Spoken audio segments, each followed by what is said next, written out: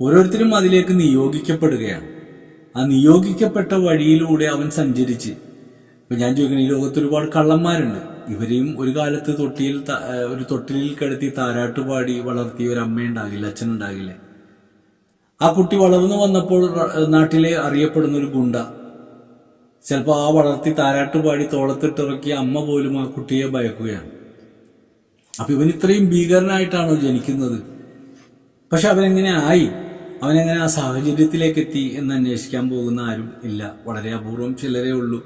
അയാൾ എങ്ങനെ അങ്ങനത്തെ ഒരു സാഹചര്യത്തിലേക്ക് കടന്നു വന്നു? നമ്മൾ ഹിറ്റ്ലറെ കുറിച്ചൊക്കെ നമ്മൾ കേട്ടിട്ടുണ്ട്. അതീവ ക്രൂരനായിരുന്നു ഹിറ്റ്ലർ എന്നാണ് പറയുന്നത്. അദ്ദേഹം ശരിക്കും പറഞ്ഞു കഴിഞ്ഞാൽ മനുഷ്യരെയൊക്കെ ചുട്ടരിച്ച് കൊല്ലാൻ കാട്ടിക്കൂട്ടിയ വൈകൃതങ്ങൾ, ഒടുവിൽ അദ്ദേഹം മാനസിക നില തെറ്റിക്കൊണ്ട് ജീവിതം സ്വയം അവസാനിപ്പിക്കുന്ന ഒരു മുഹൂർത്തത്തിലേക്ക്, സ്വന്തം സ്നേഹത്തോടുകൂടി വളർത്തിയ പട്ടിയെ തന്നെ കൊന്നുകൊണ്ട് അദ്ദേഹവും ആ ഒരു മരണത്തിലേക്ക് കടന്നുപോയ ഒരു ചരിത്രം നമുക്ക് നോക്കിയാൽ കാണാൻ പറ്റും. അപ്പൊ ഹിറ്റ്ലർ എന്ന് പറയുന്ന വ്യക്തി അദ്ദേഹത്തിന്റെ ആ ജീവിത യാത്രയിൽ അദ്ദേഹം എങ്ങനെ ഇത്രയും വലിയൊരു ക്രൂര മനസ്സിന്റെ ഉടമയായി മാറി? അദ്ദേഹം എങ്ങനെ ഇത്രയും അധികം ആളുകളെ കൊലപ്പെടുത്താനായിട്ട്? കാരണം നമ്മളത് കേൾക്കുമ്പോൾ നമുക്ക് ഭയം തോന്നുകയാണ്. കാരണം പിഞ്ചു കുട്ടികൾ, കാരണം വരുന്ന ഒരു കൂട്ടത്തിനെ വേർതിരിക്കുകയാണ്. കാരണം എങ്ങനെ വേർതിരിക്കുന്നു? രോഗികളെയും കുട്ടികളെയും ഒരു ഇതിലേക്ക് മാറ്റുന്നു, ആരോഗ്യമുള്ള വേറെ തരത്തിൽ, അങ്ങനെ എല്ലാവരെയും പല തട്ടുകളാക്കി തിരിച്ചു കൊണ്ടിട്ട് ഇവരെ എല്ലാവരെയും കൊണ്ട് ഒരു ഇതിന്റെ ഒരു ഗോഡൌൺ പോലെ കെട്ടിയ ഒരു ഗ്യാസ് കടത്തിവിടാൻ കഴിയുന്ന ഒരു വലിയൊരു മുറിയുടെ ഉള്ളിലേക്ക് കടത്തിവിടുകയാണ്. എന്നിട്ട് അതിലേക്ക് ഗ്യാസ് കടത്തിവിട്ടിട്ട് അവർക്ക് ശ്വാസം കിട്ടാതെ അതിൻ്റെ ഉള്ളിൽ മരണപ്പെടുകയാണ്. ആ മരിച്ച കൂട്ടത്തെ ദഹിപ്പിക്കാനായി മറ്റൊരു കൂട്ടത്തെ അതിലേക്ക് പറഞ്ഞു വിടുകയാണ്. അവരെല്ലാം പുറത്തേക്ക് എടുക്കാനായിട്ട് വേറൊരു കൂട്ടത്തെ വിടുകയാണ്. ഈ കൂട്ടം അതിൻ്റെ അകത്തേക്ക് കയറി ചെന്നതെല്ലാം വായു വലിച്ച് കൊണ്ടുവന്നിട്ട് ഓരോ ആളുകളെയും ഈ ഭസ്മമാക്കി കളയാനുള്ള ഗ്യാസ് വെച്ചിട്ടുള്ള അതായത് കരിയിച്ച് കളയുന്ന ഒരവസ്ഥയിലേക്ക് പോകുന്ന, അതായത് ഒരു ദിവസം പോലും അതിന് മുടക്കമുണ്ടായിട്ടില്ല എന്നാണ് പറയുന്നത്. കാരണം ഒരു ദിവസം പോലും അതിലൂടെയുള്ള പുക നിന്നിട്ടില്ല. അപ്പൊ ദിവസവും ഇത് നടന്നുകൊണ്ടിരിക്കുകയാണ്. അപ്പൊ മനുഷ്യരെയെല്ലാം വളരെ നിഷ്ഠൂരമായി കൊലപ്പെടുത്താനായിട്ടുള്ളൊരു മനസ്സ് അയാൾക്ക് എങ്ങനെ ഉണ്ടായി എന്ന് ചിന്തിക്കുമ്പോൾ, അയാളുടെ കുട്ടിക്കാലത്തിലേക്ക് കടന്ന് ചെന്ന് നമ്മൾ പരിശോധന നടത്തുമ്പോൾ, അദ്ദേഹത്തിന്റെ അച്ഛനിലേക്ക് നമ്മൾ എത്തുമ്പോൾ, പിതാവ് ഒരു പ്രത്യേക സ്വഭാവത്തിന്റെ ഉടമയായിരുന്നു എന്നാണ്. അപ്പൊ പിതാവിൽ നിന്ന് മകൻ അനുഭവിച്ച ക്രൂരമായ അവസ്ഥ, ആ ക്രൂരമായ ഒരു അവസ്ഥ, പീഡനങ്ങൾ ഒക്കെ തന്നെയാണ് ശരിക്കും അയാളൊരു പക്കാ സൈക്കോയാണെന്നാണ് ഞാൻ മനസ്സിലാക്കിയത്, ഹിറ്റ്ലർ എന്ന് പറയുന്നത്. അത് അങ്ങനെ ആകാൻ കാരണം എനിക്ക് തോന്നുന്നു ഈ സ്ഫടികം എന്ന് പറയുന്ന സിനിമയൊക്കെ ഉണ്ടായത് ഈ ഇതുപോലെയുള്ള ത്രെഡുകളിൽ നിന്നിട്ടായിരിക്കും. കാരണം മകൻ ഇന്നതായി തീരണം എന്നാണ് ആഗ്രഹിക്കുന്നത്, പക്ഷെ മകന്റെ താല്പര്യം മറ്റൊന്നിലാണ്. പക്ഷെ ആ മറ്റൊന്നിലേക്ക് കടത്തിവിടാതെ മകനെ താൻ ഉദ്ദേശിച്ച കാര്യത്തിലേക്ക് ബലമായി പിടിച്ച് വലിക്കുമ്പോഴാണ് മക്കള് പിഴച്ചു പോണത്. അവരുടെ ആഗ്രഹം, നമ്മൾ അവരെ വളർത്തിക്കൊണ്ടെന്ന്, അവരാണ് ഈ ലോകത്ത് ജീവിക്കേണ്ടതെന്ന് മനസ്സിലാക്കി അവർ വളർന്നു വരുമ്പോൾ തന്നെ അവരുടെ ഉള്ളിലെ കാഴ്ചപ്പാടുകളെ നിരീക്ഷിക്കുകയും അവരെന്തിനോടാണ് കൂടുതൽ ഇൻട്രസ്റ്റ് കാണിക്കുന്നതെന്ന് മനസ്സിലാക്കി ആ വഴി തുറന്നു കൊടുത്ത് അവരെ ആ ഇഷ്ടപ്പെട്ട വഴിയിലൂടെ വിടുമ്പോൾ അവരുടെ ആ സ്നേഹവും കാരുണ്യവും എപ്പോഴും നമ്മളോടൊപ്പം ഉണ്ടാവും. കാരണം എന്താ, നമ്മൾ അവരാഗ്രഹിച്ചത് ിലേക്ക് നമ്മൾ അവരെ സ്നേഹത്തിൽ, ഇപ്പോൾ ഒരു കുട്ടി വന്നിട്ട് നമ്മളോട് പറഞ്ഞാണ് ഞാനൊന്ന് ടൂറ് പോയിക്കോട്ടെ, നമുക്ക് മക്കളോട് വളരെയധികം സ്നേഹം ഉണ്ടാവും, എല്ലാം ഉണ്ടാവും, ഞാനൊന്ന് ടൂറ് പോയിക്കോട്ടെ. അപ്പൊ നമ്മൾ രക്ഷിതാക്കൾ പറയും വേണ്ട, പോകണ്ട, അവിടെ ഒന്നും പോയിട്ട് കാര്യമൊന്നുമില്ല. അപ്പൊ പറയണ ഒരു ശൈലിയുണ്ട്. ഇത് ഇങ്ങനെ പറയുമ്പോൾ ആ കുട്ടിയുടെ മനസ്സിന്റെ അകത്ത് ആകെ വിഭ്രാന്തിയാകുകയാണ്. അപ്പൊ ആ കുട്ടി മാറി നിന്ന് കരയും, അല്ലെങ്കിൽ അതിൻ്റെ ഒരു ദേഷ്യം ആ രക്ഷിതാവിനോട് വെക്കും, പക്ഷെ അത് പുറത്ത് കാണിക്കില്ല. പക്ഷെ എന്നും ആ ഉപബോധ മനസ്സിൽ ആ ഒരു വൈരാഗ്യം, ആ ഒരു ചെറിയ ടൂർ പോകാൻ കഴിയാത്തതിന്റെ വൈരാഗ്യം ഉള്ളിൽ കിടന്നുകൊണ്ട് അവൻ വളർന്നു വലുതാകുമ്പോഴും അവനറിയാത്തൊരു ദേഷ്യം എന്നും ഈ പറയുന്ന ആളോട്, അയാൾ എന്തെങ്കിലും വന്ന് സ്നേഹത്തോടുകൂടി കാര്യം പറഞ്ഞാൽ അത് കേട്ട് അനുസരിക്കാനുള്ള ഒരു മനസ്സ് പിന്നീട് ഉണ്ടാവില്ല ആ വ്യക്തിക്ക്.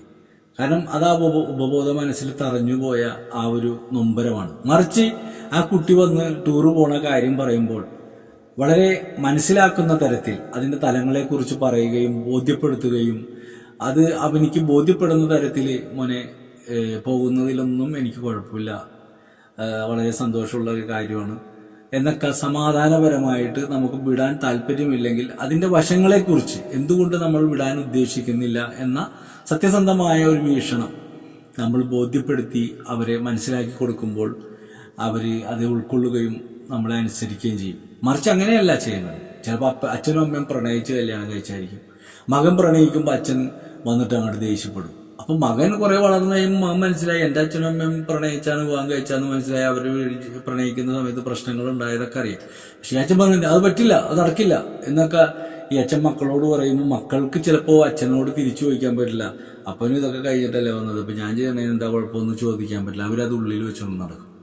ഇവിടെയൊക്കെയാണ് ഈ വൈരാഗ്യ ചിന്തകളും വൈരാഗ്യ പ്രശ്നങ്ങളൊക്കെ കടന്നു വരുന്നത്. അപ്പം ഞാൻ പറഞ്ഞു വന്നതിൻ്റെ പൊരുൾ എന്താണെന്ന് വെച്ച് കഴിഞ്ഞാൽ, നമ്മൾ ഏതൊരു വിഷയവും കേൾക്കുമ്പോൾ പരിഹസിക്കാനും പുച്ഛിക്കാനും തള്ളാനും ഒക്കെ കഴിയും. നമ്മൾ കേട്ട അറിവുകളെല്ലാം പലതരത്തിലാണ്. ഇപ്പം ഞാനൊരു മുസ്ലിമാണ്, ഞാൻ കേട്ടറിഞ്ഞ അറിവുകൾ പല തലങ്ങളാണ്. ഇപ്പോൾ സൂഫി ദർഗകൾ സന്ദർശിക്കുന്നത് തെറ്റാണെന്ന് പറയുന്ന മുസ്ലിങ്ങളുണ്ട്. ഇപ്പം ഞങ്ങളൊക്കെ ആ സൂഫി ദർഗയെ വിശ്വസിക്കുകയും ആ സൂഫി ദർഗയിൽ പോവുകയും അതൊരു ആത്മീയപരമായിട്ടുള്ള ഗുരുക്കന്മാരോടുള്ള സ്നേഹവും റെസ്പെക്റ്റും അതാണ് ഞങ്ങൾ പഠിച്ചത്. പക്ഷേ ആ ഞങ്ങളെ കാഫിർ എന്ന് വിളിക്കുന്ന വേറൊരു വിഭാഗമുണ്ട് മുസ്ലിങ്ങളിൽ. ഇവിടെ ഹിന്ദുക്കളെ കാഫിർ എന്ന് വിളിച്ചു എന്നാണ് ഹിന്ദുക്കളുടെ പരാതിയെങ്കിൽ ഞങ്ങളെ കാഫിറുകൾ എന്ന് വിളിക്കുന്ന മുസ്ലിങ്ങളുണ്ട്. ഇവിടെ സലഫിയും അതുപോലെ തന്നെ ജമാഅത്ത് ഇസ്ലാമിയും മുജാഹിദും ഖാദിയാനിയും ഞങ്ങളെ കാഫിറുകൾ എന്നാണ് വിളിക്കുന്നത്. അപ്പം ഞങ്ങളെങ്ങനെ അവരോട് പ്രതികരിക്കണം? ഞങ്ങളാണ് ആദ്യം അവരുടെ തലവെട്ടേണ്ടതല്ലേ? അപ്പം മുസ്ലിങ്ങളിൽ തന്നെ മുസ്ലിങ്ങളെ കുഴപ്പത്തിലാക്കുന്ന കുറെ പുരോഹിതന്മാരുണ്ട്. പിന്നെ എവിടെ നിന്നൊക്കെയോ മുറിഞ്ഞു കിട്ടിയ കഷ്ണങ്ങൾ പെറുക്കിയെടുത്തിട്ട് ഏതെങ്കിലും ഒരു സ്റ്റേജ് കിട്ടുമ്പോൾ അതിനെ വർണ്ണിച്ച് വികൃതമാക്കുന്ന കുറെ നേതാക്കന്മാരും നമ്മുടെ നാട്ടിലുണ്ട്. അപ്പോൾ ആരാണ് ഇവിടുത്തെ പ്രശ്നക്കാരൻ എന്ന് ചോദിച്ചു കഴിഞ്ഞാൽ, അനുഭവമില്ലാത്ത അറിവിന്റെ ഉടമകളാണ് ഈ നാടിന്റെ ശാപം എന്നാണ് ഞാൻ മനസ്സിലാക്കിയെടുത്ത ഏറ്റവും വലിയ സത്യം. അത് ജനങ്ങളായ നിങ്ങളും തിരിച്ചറിയണം എന്നാണ് ഞാൻ പറഞ്ഞത്. കാരണം അനുഭവമാണ് ഏറ്റവും വലിയ ഗുരു. നമ്മൾ അനുഭവിച്ചറിയുക. അപ്പം ഞാൻ മണാലിയെ കുറിച്ചിട്ടൊരു കഥ പറഞ്ഞു. 0 ഡിഗ്രി തണുപ്പാണ്, എനിക്ക് ഇങ്ങനെ നിൽക്കാൻ പറ്റുന്നുണ്ടായിരുന്നില്ല, മരിച്ചു പോകുമെന്ന് ഞാൻ കരുതിപ്പോയി, ഞാനിങ്ങനെ കൂട്ടുകളൊക്കെ ഇട്ടിട്ടൊന്നും അങ്ങോട്ട് ഏക്കുന്നുണ്ടായിരുന്നില്ല എന്നൊക്കെ പറഞ്ഞപ്പോൾ അത് കേട്ട ഒരാൾക്ക് അതിൻ്റെ ഒരു ഫീലും കിട്ടിയില്ല. അയാൾ അതൊരു അതിശയത്തോടുകൂടി കേട്ടു എന്ന് മാത്രം. പക്ഷെ അയാൾ മണാലിയിൽ പോകണം, എന്നിട്ട് ആ 0 ഡിഗ്രി തണുപ്പിന്റെ അവസ്ഥ എന്താണെന്ന് അയാൾ സ്വയം അനുഭവിച്ച് അറിയുമ്പോഴല്ലാതെ ഈ കഥ ഒരു വെറും കഥയായിട്ട് നിലകൊള്ളൂ. ചിലപ്പോൾ അനുഭവിച്ച ഒരാളോട് പോയി, എടാ നമ്മുടെ സുഹൃത്ത് രമേശൻ മണാലിയിൽ പോയിരുന്നു, അവൻ ഭയങ്കര ഞാനോട് പോയതുള്ള സംഭവം സത്യമാണ്.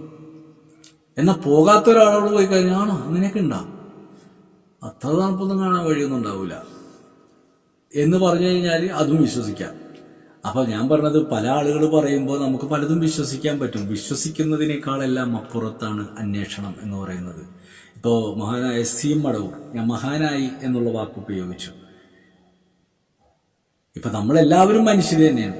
ഇവിടെയുള്ള മുഖ്യമന്ത്രിയെ എടുത്താലും പ്രധാനമന്ത്രിയെ എടുത്താലും രാഷ്ട്രപതിയെ എടുത്തു കഴിഞ്ഞാലും ജഡ്ജിയെ എടുത്താലും വക്കീലിനെ എടുത്താലും പോലീസുകാരനെ എടുത്താലും ഇനി കൊള്ളക്കാരനെ എടുത്താലും ആരെ എടുത്താലും എല്ലാം ഈ വളരെ കുഞ്ഞായി ജന്മം കൊണ്ട് ഈ തൊട്ടിലിൽ താരാട്ടുപാട്ട് കേട്ടവരും താരാട്ടുപാട്ട് കേൾക്കാതെ പോയവരും ശ്രദ്ധയില്ലാതെ വളർന്നു വന്ന മക്കളും ഒക്കെ ഉള്ള ഒരു ലോകത്താണ് നമ്മളൊക്കെ ജീവിക്കുന്നത്. പലരും പല അനുഭവങ്ങളിലൂടെയാണ് വളർന്നു വന്നിരിക്കുന്നത്. പലരുടെയും അനുഭവങ്ങൾ വ്യത്യസ്തമാണ്.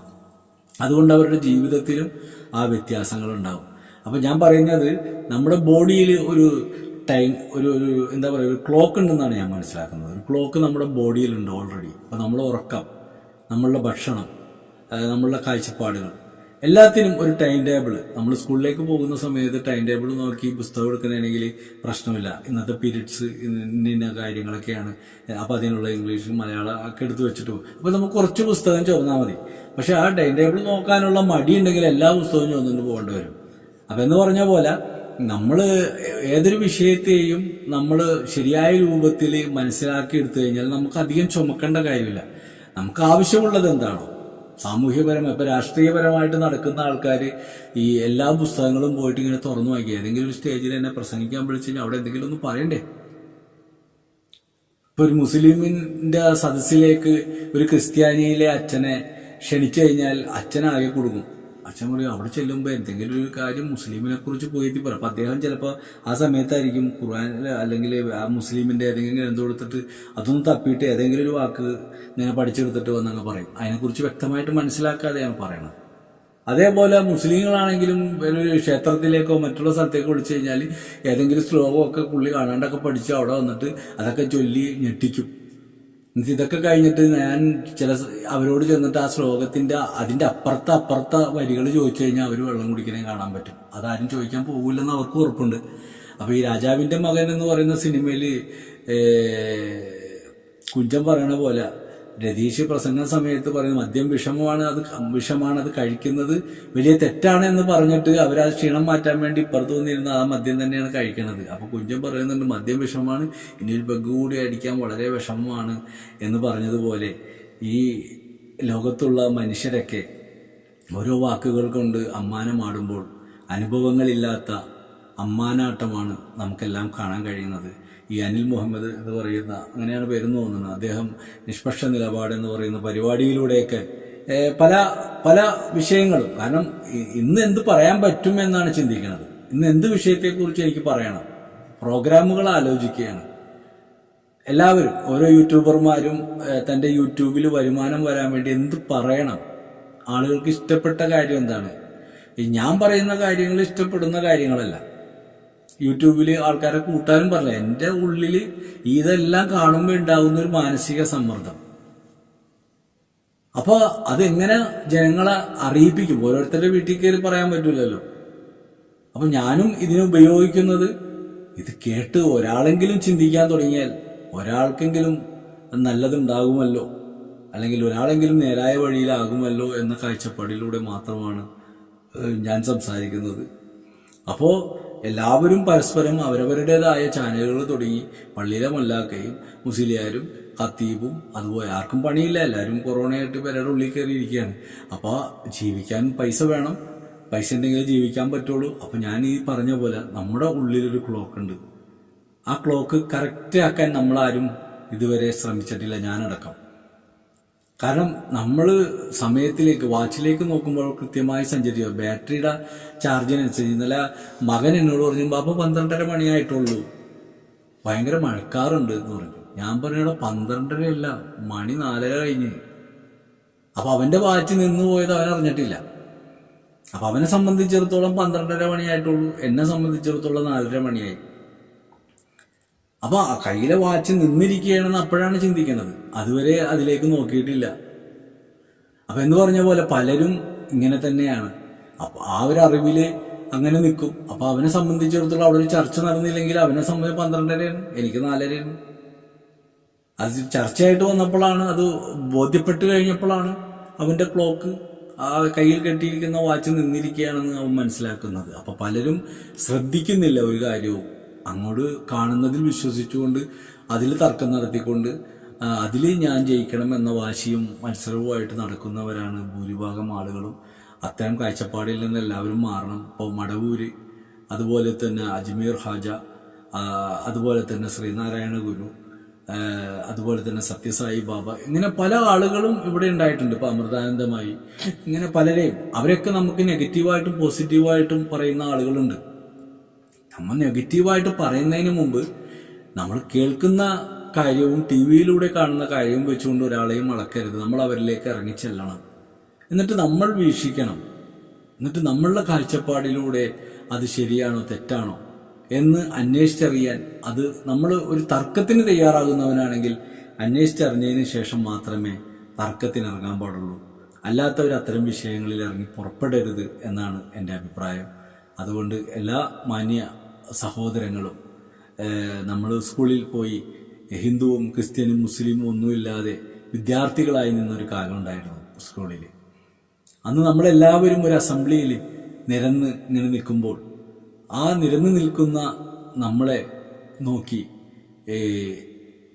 ഏതെങ്കിലും ഒരു കുട്ടി ആ അസംബ്ലിയിൽ ഇങ്ങനെ പറയുന്നു, ഇന്ത്യ എൻ്റെ രാജ്യമാണ്, ഇന്ത്യയിലുള്ള എല്ലാവരും എൻ്റെ സഹോദരന്മാരാണ് എന്ന് പഠിച്ച ഒരു കാലം ഉണ്ടായിരുന്നു.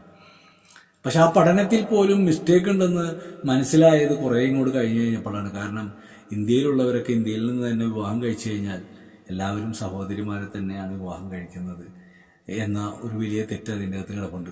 പക്ഷേ നമ്മൾ ചരിത്രത്തിൻ്റെ അങ്ങേ തലങ്ങളിലേക്ക് കടന്നു ചെന്ന് നോക്കിക്കഴിഞ്ഞാൽ, നമ്മളുടെ വിശ്വാസ പ്രമാണങ്ങളുടെ അടിസ്ഥാനത്തിൽ നോക്കിക്കഴിഞ്ഞാൽ, ആദം ഹവ്വയും എടുത്ത് പരിശോധിക്കുമ്പോൾ ബാപ്പയുടെ ബാപ്പയുടെ ബാപ്പയുടെ ബാപ്പയുടെ ബാപ്പയുടെ ബാപ്പയെ ഇങ്ങനെ തപ്പിപ്പോയാൽ അത് ആദമാണെന്നും, ഉമ്മയുടെ ഉമ്മയെ തപ്പിപ്പോയി കഴിഞ്ഞാൽ അത് ഹവ്വയാണെന്നും പഠിക്കുമ്പോൾ നമ്മളെല്ലാവരും സഹോദരങ്ങൾ തന്നെയാണ്.